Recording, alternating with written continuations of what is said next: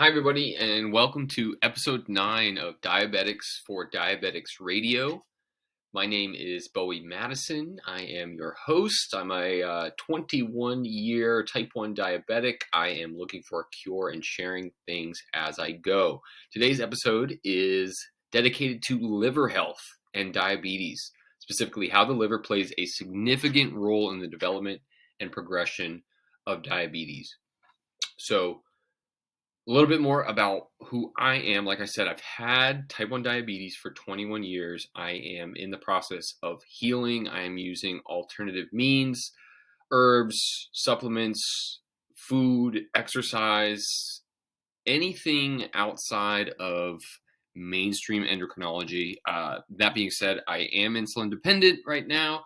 I am an Omnipod user. I am still doing all of the things that a diabetic does. I am not by any means cured or healed, but the more I learn and the further I go into this, the more power I have, and the more I realize how possible it really is. And I'm using this project here, Diabetics for Diabetics Radio, as means of sharing that information. So empowering fellow diabetics to stop being so reliant on the other, whoever that other may be, whether that be mainstream medicine, your medication, um, clinical research, what have you, and empowering you to start to take the steps necessary to start your own healing process. And I am living proof that it is possible.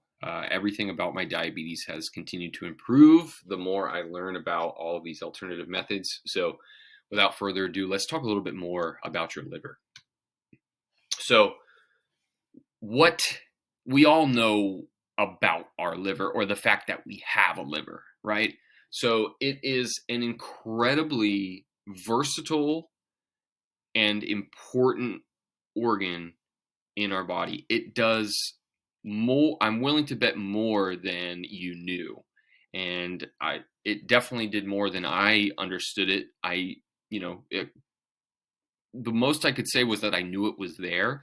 And I know it has ties to alcoholism, right? Like after a bender, you say like, oh, the liver took a hit.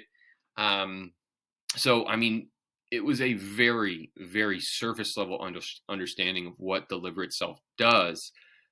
But like I said, when I actually started to ask questions and dive a little bit deeper, I was amazed at all of the things that the liver does. So we'll talk about 5 main components of what the liver does. Detoxification, which is what I mentioned, kind of along those lines of alcohol consumption. It does do drugs as well. We'll talk more about that later. Hormone regulation, metabolism, storage. So storage of vitamins and minerals and hormones as well as digestion. Okay. So we'll start by asking some questions. So keep in mind, as a diabetic, you look at these 5 categories here: the detoxification, hormone regulation, metabolism, storage, digestion.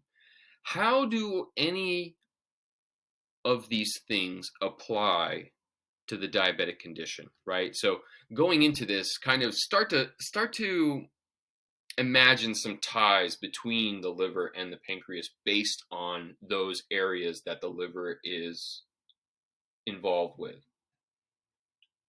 So these are just kind of some things to keep on the forefront of your mind as I continue through this. But so if you think about diabetes as an autoimmune condition where it's basically born of inflammation, whether it's type 1 or type 2, if our immune system is so busy fighting inflammation, I would look to the filter responsible for removing toxins, right? So, okay, the liver's responsible for detoxification, right? So it's coming into contact with a lot of the things that are not supposed to be there, right? So in that way, I kind of think of it like a dumpster almost, or like a radioactive tub kind of thing, where you're in the factory and you see that glowing green barrel in the back with the yellow biohazard sign on it.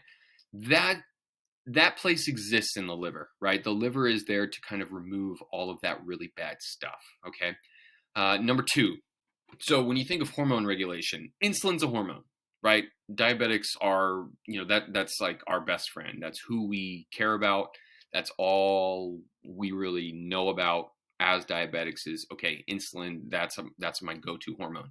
Glucagon is also a hormone.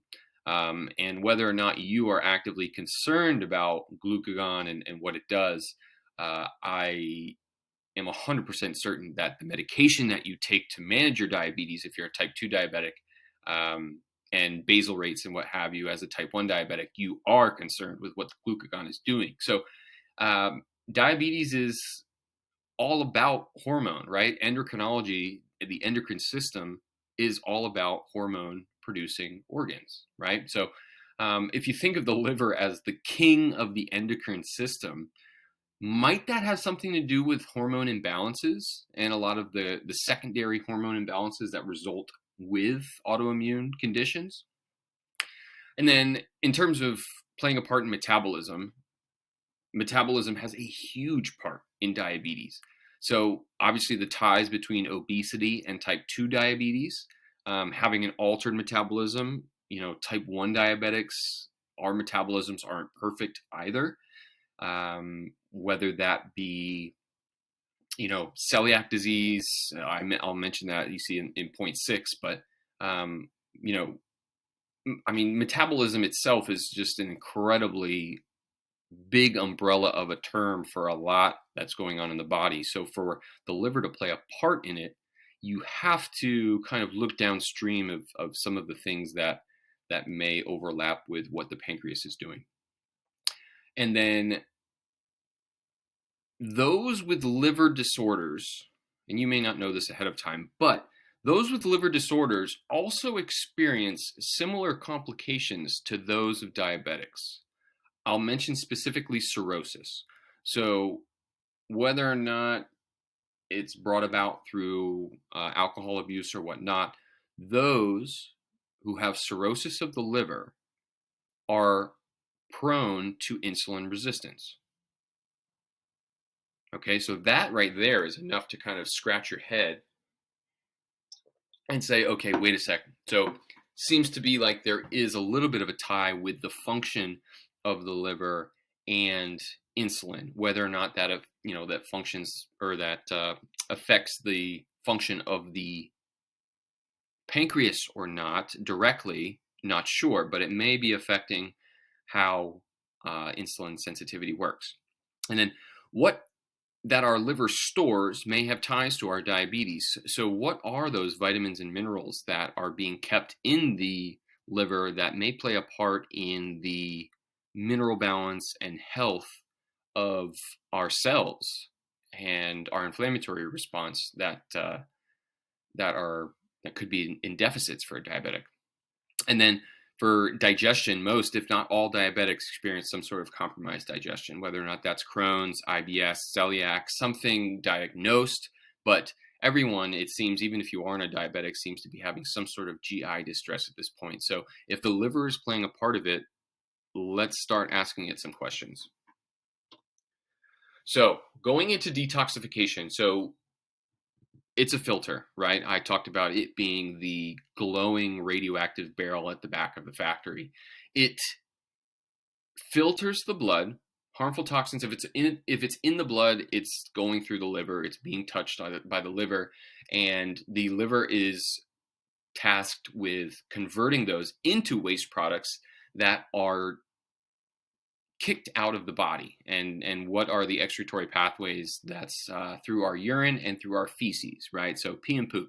Now, when you think of the organs responsible for getting rid of those things, the kidneys and the GI tract leading out the colon, think about, if the liver is responsible for getting rid of waste products, and maybe it's not doing a great job of that, what downstream of the excretory process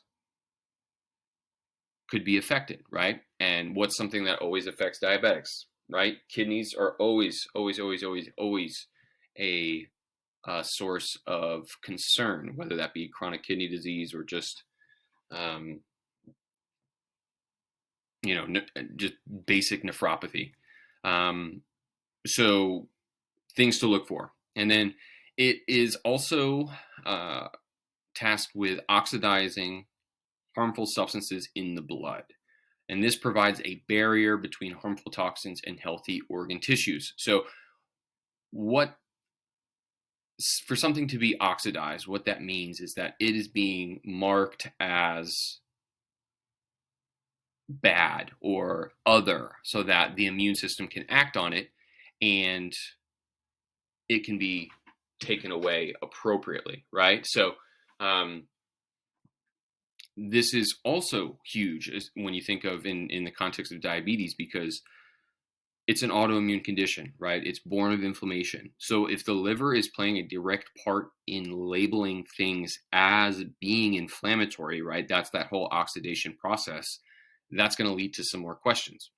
It also plays an essential role in the breakdown of medications and drugs in the blood, ensuring that the body efficiently manages ingested substances. So we'll talk a little bit more about this later, but in terms of diabetic medications, almost all of them are focused on the liver, right? So metformin acts on the liver. All GLP-1 or glucagon-like peptides, such as Ozempic, Trulicity, Mounjaro now on the market, those are all GLP-1 agonists, which directly affect the liver's release of glycogen, right? So not only is the medication itself acting on the process of the liver, it is being broken down and metabolized within the liver itself. So again, lots of crossover here.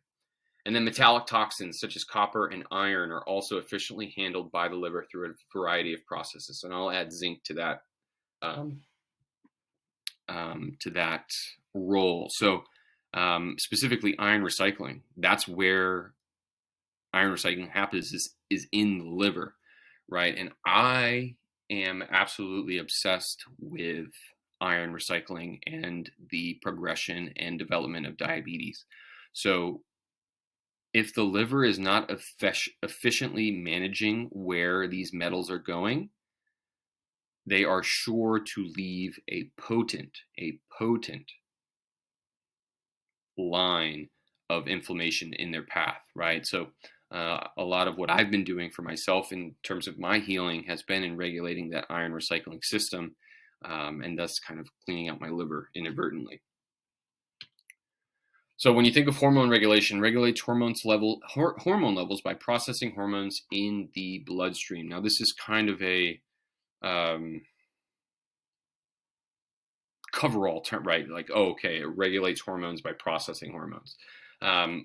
But when you look, we'll scroll down just a little bit there, estrogen, cortisol, insulin, glucagon, like I mentioned before, these are all incredibly influential in a lot of the issues that diabetics experience. So estrogen's a big one. So for women, obviously for the female body and its role in reproductive health, the liver is where estrogen is removed and broken down to be either recycled or removed. Okay. Now, for obvious reasons, it has ties to bone health, sexual health, fertility, all of those things, even for men. So it's not specifically estrogen in men, it's estradiol, which is just a different form of estrogen, but it's born of the same molecule. Has estradiol in men is incredibly important for fertility, sexual function, I'm talking about like erectile dysfunction, sex drive, as well as the creation of sperm, right? So we have a little bit of I don't I don't know if I'm speaking out of term to say it's an epidemic, but fertility is a very, very big issue in the millennial generation and younger. A lot of men and women are having trouble having kids because they're not sure. But that would lead you to believe that they may have trouble with their liver. In terms of a diabetic and what that means for them, so regulating cortisol, regulating insulin, and we'll talk more about the direct roles that the liver has in glucose metabolism. But all of these, cortisol, which is the stress hormone, insulin, which gets sugar into the cell, and glucagon, which releases glycogen from the liver to help regulate the blood sugar. Those are all major parts of what the liver controls. So again, it's got its hands all over processes that diabetics need to be concerned with.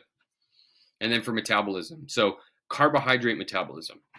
Again, this should just like the hairs on the back of your neck should be standing up. So you're saying that the liver has an essential role in metabolizing carbs by breaking down glucose and glycogen stored within the body, and thus aiding in regulating healthy blood sugar levels, right? So I mentioned before, people with cirrhosis also have insulin resistance, right? So those with a compromised liver are not able to stay sensitive to insulin. Now, not only does the liver itself help break down glucose in terms of digestion, insulin itself stores, so when your body has excess glucose in the blood, insulin works to store that as glycogen in the liver. Glucagon is kind of like the reverse of insulin, where glucagon acts on the liver to release that stored glycogen to help bring your blood sugar back up. So again, just it's got fingerprints all over the process of what a diabetic needs to be concerned with, and nobody's asking any questions about what our liver health is like. Now, it also goes into processing fat, right? So big role in digesting fats and creating bile. So thinking of energy, by breaking down fat molecules in the bloodstream, the liver contributes to the body's energy levels and regulates lipid metabolism, including cholesterol and triglycerides. So again, things that type 1 and type 2 diabetics need to be concerned with, right? How many diabetics are experiencing hyperlipidemia, high triglycerides, and high cholesterol? This is something the liver has a direct role in, and yet all anybody wants to do is start slamming statins. So how the liver processes this fat is by producing bile. So bile is responsible, it's made in the gallbladder, or I'd have to double check that. It's either made or stored in the gallbladder to help digest fats and remove unneeded waste material to get rid of from the body. So the bile, all that extra bile, is released through the digestive tract. So I've spoken with plenty of diabetics through my TikTok channel who have had gallbladder issues, whether they've had it removed or it's wonky and they're taking medications to regulate that. That's an issue, right? Diabetics are concerned about lethargy and fatigue. They're clearly not properly metabolizing fat. They're accumulating too much of it, and it's affecting their energy levels, right? And their dependence on consuming more carbohydrates as opposed to metabolizing fat. And then for storage, so if you look at the lineup of vitamins that the liver is responsible for, all of the fat-soluble vitamins, A, D, E, and K, as well as B12. So these are helping to ensure that these essential vitamins are there in times of drought or when you're not eating as much, right? So all of those fat-soluble vitamins play an incredibly important role in fighting inflammation. Again, I implore that you look up all of the things that the fat soluble vitamins do. Obviously, D headlines a lot of the things because of its tie to immune health. E is a potent antioxidant. K is super important for bone health. I mean, A might be the all-star of them all, in my humble opinion, but really important for skin health and eye health as well. And then B12. A lot of diabetics know about B12 because they found out that they've been deficient in B12. That's another thing tied to energy, right? And proper metabolism. So, and then remember, it's also where extra glucose gets stored as glycogen, right? So when our body has enough glucose in the cells, that insulin will work to store it in the liver in times of need, whether that be exercise or stress or what have you. And then digestion, right? We mentioned the bile. So it helps to digest fats, gets rid of unneeded waste materials. And then by making bile, the liver is facilitating the absorption of fats in the small intestines, right? So a liver that is not digesting properly or aiding in digestion properly is probably going to lead to the incorrect storage of fat or the incorrect metabolism of fat, which again leads you to believe, okay, why are type 2 diabetics accumulating so much fat?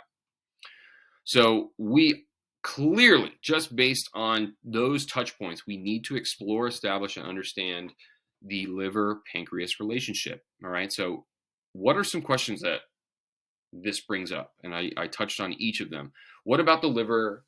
What about what the liver does applies to complications experienced by diabetics? Again, glucose metabolism, bile and fat metabolism, the fact that it has direct ties to hormones, and the fact that all of anti-diabetic medications influence the liver, right? So, I mean, that's part of the crossover there and how each organ is actually functioning. The pancreas is obviously responsible for digestion and carbohydrate metabolism, as is the liver.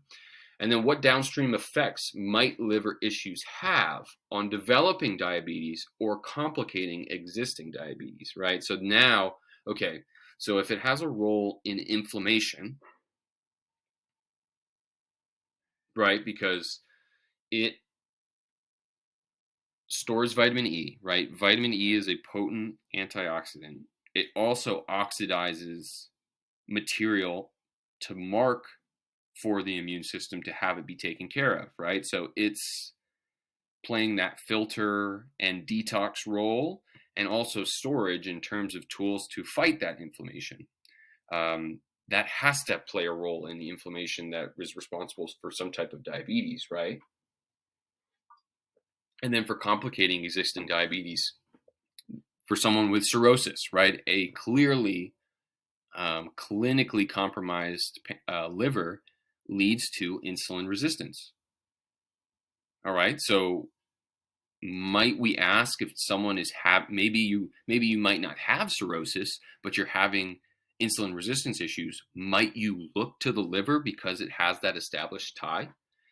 And then why is no one in healthcare talking about liver health to their diabetic patients? With all of these cross links, I'm speechless as to why that's never been brought up. Because really, how could the liver not affect the pancreas? Now, liver has ties to sources of inflammation, specifically iron overload. Again, that's one that I have really, really, really gotten to know and have seen too much excellent information and perfect ties to the diabetic condition that it can't be ignored. Again, I'm writing a book about it now. It's undeniable, right? The role that improperly processed iron, the effects that improperly processed iron has on the body and influencing inflammation, specifically on the beta cells of the pancreas, it is on, we should be on red alert on the health of our liver. Toxin disposal, right? So if things aren't getting disposed of properly, where are they going? Hormone imbalances. These are important hormones that the liver is influencing. Those hormones, cortisol, estrogen, all of those have ties to insulin resistance and the loss of insulin sensitivity. And then digestive inflammation. So if our food and toxins are not being properly metabolized, where are they ending up? Well, the liver works to excrete things through our urine, affecting our kidneys, and through our poop, affecting our digestive tract, right? So estrogen affects men and women. So weight gain, specifically around the belly, right? That's something that happens to most middle-aged people, it seems. And now with, we're coming up on we've exceeded a third of Americans being overweight and being type 2 diabetic. Okay, estrogen is not being effectively metabolized. And then cortisol, right, ties to insulin resistance and poor glycemic control. If the liver is not doing what it needs to with that cortisol, which is being released from the kidneys, which can also affect the kidney health of, in that regard,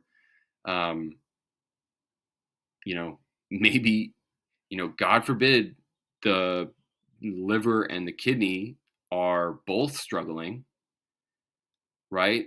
We seem to forget that these are all communicating in a big system. And then insulin ties to glucose storage. I mean, nobody in all of this thought to ask the liver what was going on. Poor liver health can result in insulin resistance. So if the liver is not healthy, insulin loses its effect. That's important. And then with its direct ties to glucose metabolism, right? So the liver itself is responsible for breaking down glucose in the initial digestion of the food, but also in terms of storing the glycogen and being told by insulin to store it in times of excess and being told by glucagon to release it in times of scarcity. And then it interacts with the glycogen and all major diabetic medication, metformin, Ozempic, Mounjaro, Trulicity. Those are the ones that just come to the top of my head, but I mentioned the GLP-1 agonists before. And all of those, every medication that you are taking for your diabetes is essentially a medication built to regulate the liver, not the pancreas. It's regulating how much glucagon is being taken in by the liver to release glycogen. That is how those medications regulate your blood sugar.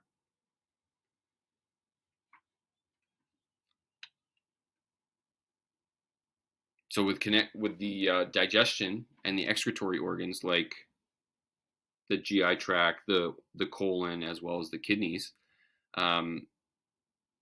bile is not being stored properly or excreted properly. Fats are not being used efficiently.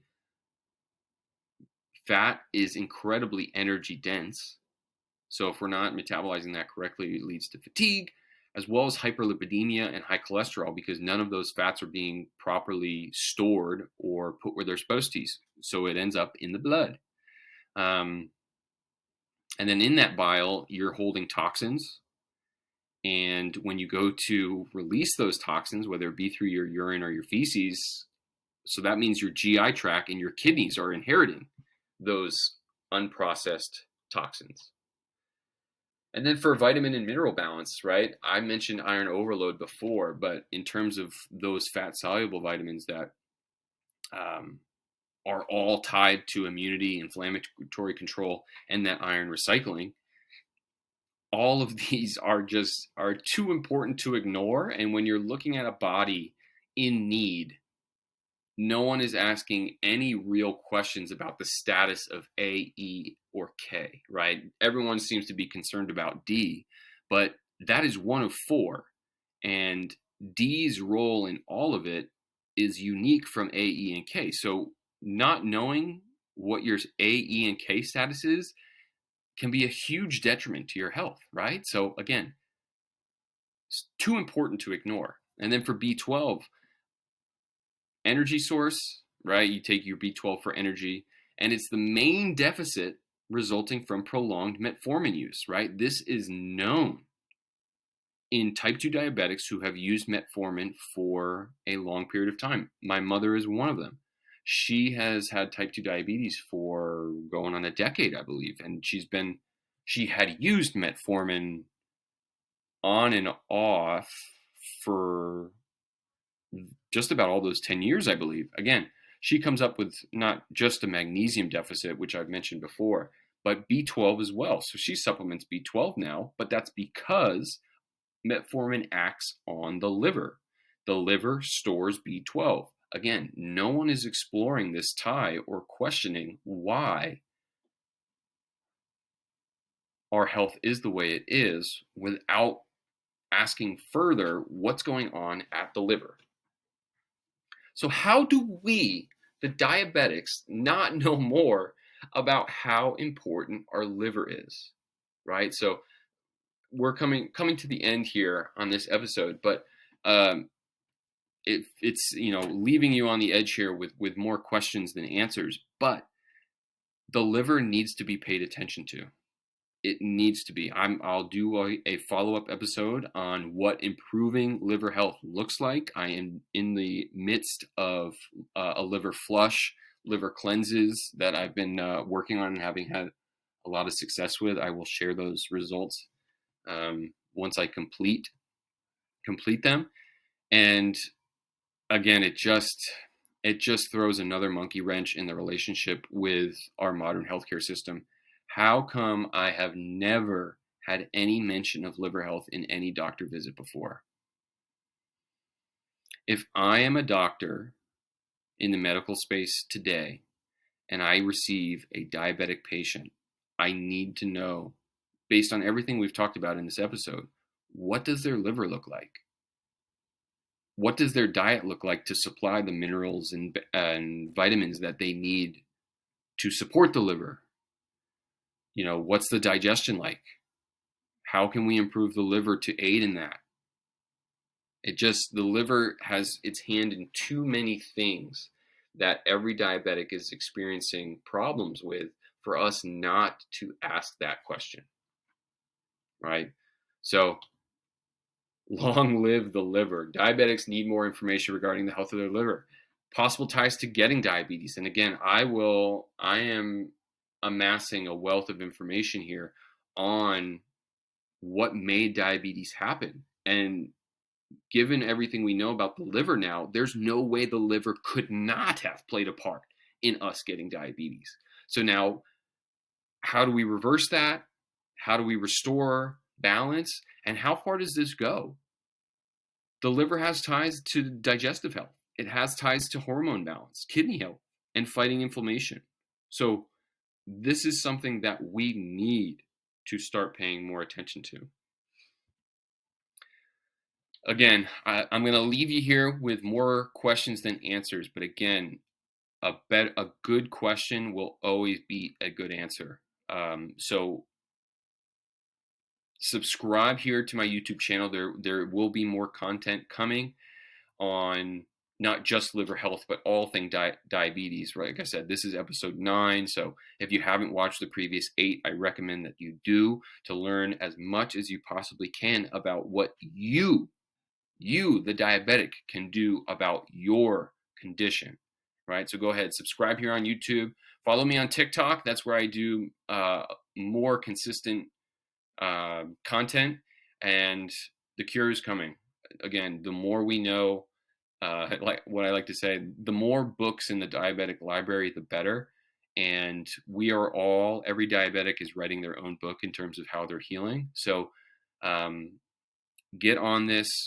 Start asking more questions in your doctor's offices, Googling more things about what you can do at home via your diet and exercise to improve your liver health. We can do this. We can do this, gang. Thank you so much for being here, and cheers. This is Bowie signing off on episode 9 here, Diabetics for Diabetics Radio. Thank you.